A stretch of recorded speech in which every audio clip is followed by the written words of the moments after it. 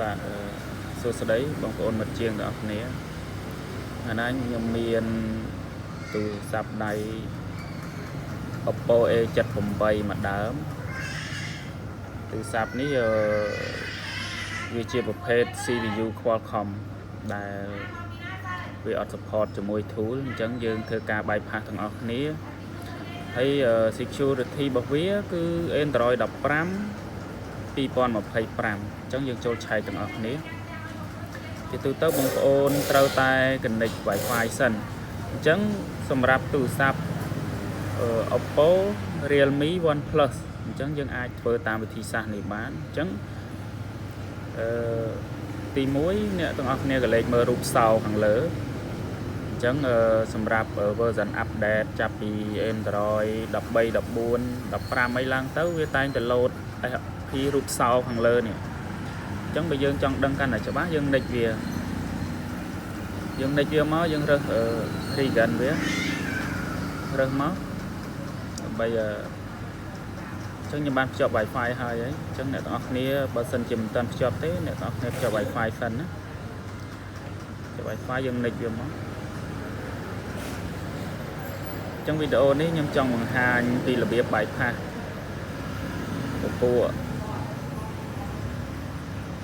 Oppo Realme OnePlus អញ្ចឹងអ្នកទាំងអស់គ្នាឃើញហើយថាទូរស័ព្ទនេះវាបាន lock Google account វាឲ្យ verify your account អញ្ចឹងដើម្បីធ្វើការ bypass វាយើង back វាត្រឡប់មកក្រោយវិញឲ្យដល់ចំណុចនេះមកអ្នកនរគ្នាអញ្ចឹងយើងចុចកន្លែង emergency call បន្តមកទៀតយើងចុចកាយត្រង់ជ្រូក899ត្រង់ជ្រូកអូខេអញ្ចឹងយើងរកមើលពាក្យថាឥឡូវយើងចូលទៅមើល version វាសិនហើយ version វាប៉ុន្មាន Android 15 baseband ប្រភេទ CPU Qualcomm អញ្ចឹង master date របស់វា2025ខែ3 BIOS time របស់វាក៏2025ដែរអញ្ចឹងនៅលើ tool វាអត់ support ទេអ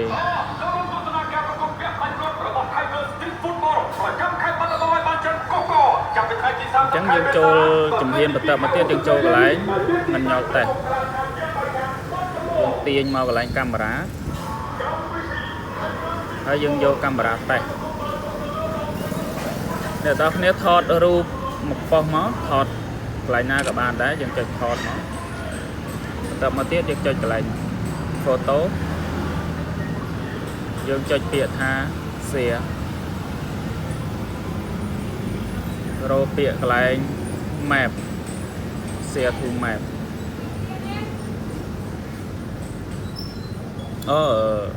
សំទោសអ្នកនរគ្នាច្រឡំអូខេត្រូវហើយចូលកន្លែង map ត្រូវហើយយើង cancel វាអញ្ចឹងមកណាអូខេចូលកន្លែង map មកយើងចុចកន្លែងនេះយើងវាយពាក្យថា same SAM មកយើងឃើញពាក្យថា same club យើងចូលមក same club ហ្នឹងមកហើយយើងទាញមកក្រោមបន្តិចយើងឃើញពាក្យថា call អញ្ចឹងត្រង់ចំណុចនេះអ្នកនរគ្នាមិនបាច់ធ្វើអីទេចុចកន្លែងនេះមួយមករួចរាល់ហើយអ្នកនរចុចកន្លែងនេះយកកន្លែង help and feedback send feedback ពេលដែលវា load ត្រង់ចំណុចនេះអ្នកទាំងអស់គ្នាយកអាកន្លែង legal help នេះអាកន្លែងចំណុចខ្ញុំដាក់ឲ្យមើលនេះចុងម្រាមដៃកញ្ចក់ដៃខ្ញុំនេះណា legal help ចុចកន្លែងហ្នឹងមកអញ្ចឹងវានឹងចូលទៅដល់កន្លែង YouTube យើងចុច play វាមួយមកហើយយើងចុចថា watch on YouTube អញ្ចឹងវានឹងនាំយើងចូលមកដល់ត្រង់ចំណុចនេះអញ្ចឹងយើងចុចកន្លែងអារូបក្រប3ក្របខាងលើនេះមក option យកកន្លែង setting about YouTube term of service អញ្ចឹងវានាំយើងមកដល់កន្លែង Google ហើយ chẳng dừng chọn cái lệnh ní dừng search google.com đó dừng vài chân tới vì nghi sửa xoay như rồi đó bộ nó lên google.com về miền website cho ra để cái trâu bậc đặt lại nắng chẳng dừng vài bịa thá inter nè in cho những vô rồi vô mà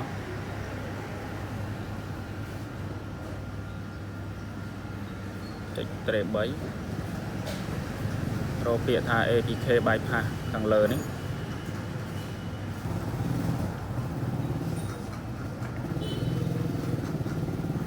thì một crom tỉnh máu dương khơi nhờ APK cho đó để dương trao ca bypass bàn tay dương ra tầm mũi gì thì một crom máu dương rô và lại phone clone dương bạc phone clone mà ok phone clone trong chấm nói ní dương vô bịa thay nhu device của tủ sắm ní chỉ tủ sắm để dương trao bypass chỉ tủ sắm mày chân dương vô cho rồi vô this is the new device chân dương vô máu chia một hết Oppo Realme rồi có OnePlus rồi có Android xén một đài xén chẳng bờ dương Oppo dương vô lớn Oppo Realme rồi có OnePlus chẳng về load scan rồi dương tranh màu chân ấy chẳng dương trâu miền tủ sắp mùi tiệt Android tủ sắp Android mùi tiết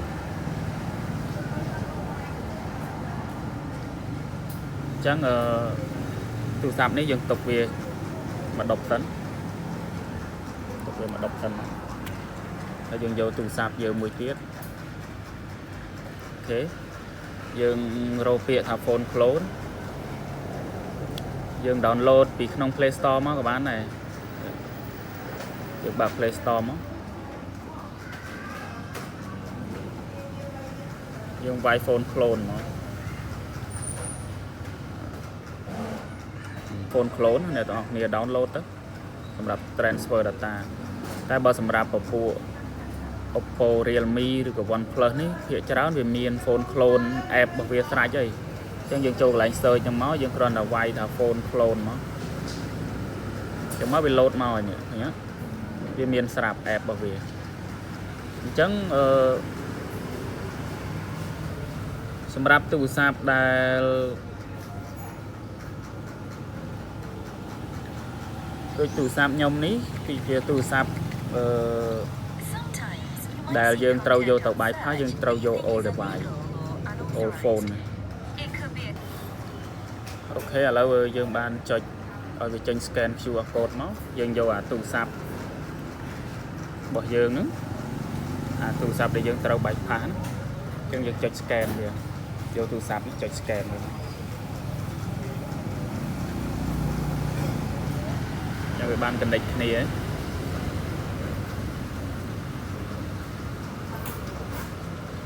ចឹងរងចាំបន្តិចវាកំពុងតែ connect វាកំពុងតែ preparing ចឹងពេលដែលវា connect ហើយអូខេវាបាន connect ហើយណាចឹងអាទូរស័ព្ទនេះយើងទុកវាមួយឡែកសិនចឹងយើងចូលកន្លែង app data មកចឹងទៅយើងយក customize នេះកន្លែងក៏បានដែរ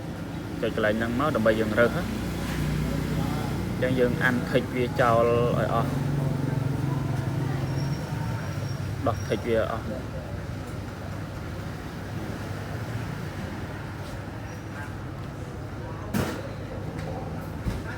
អាន tick វាចោលអស់ចឹងមកយើងចូលកន្លែង app ចូលកន្លែង app នេះមកចឹងយើងរកមើល app មួយដែលវាស៊ីមេតូចស៊ីមេទូចដែលយើងគិតថាវាយើង transfer ទៅវាដើរលឿនណាអញ្ចឹងយើងរកមើលមកនេះដូចជា quick shortcut maker នេះតែ2មេទេយើងគ្រីសវាមកគ្រីសមកយើង save ហើយយើងចុច start clone មកបើន័យថាយើង steer អញ្ចឹងដោយសារទូរស័ព្ទខ្ញុំវាជាប់ប្រយោលដៃខ្ញុំ scan ប្រយោលដៃទៅជាប់លេខកូដអ្នកទាំងអស់គ្នាជាប់ដោះលេខកូដដៃទៅអញ្ចឹងណាអញ្ចឹងវាធ្វើការ clone ទៅទូរស័ព្ទមួយនេះ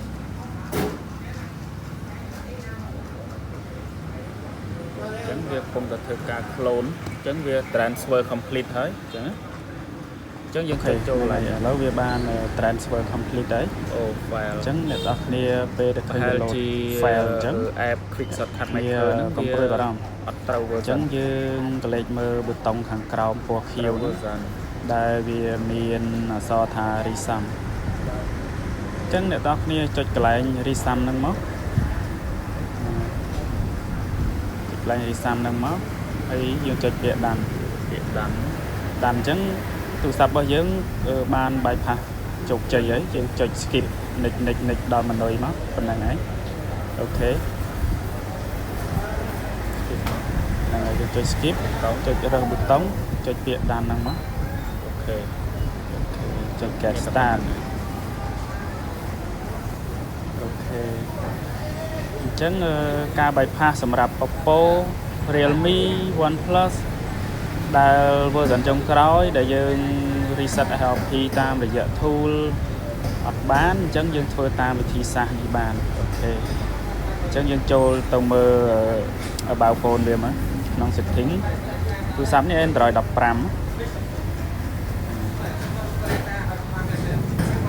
Android 15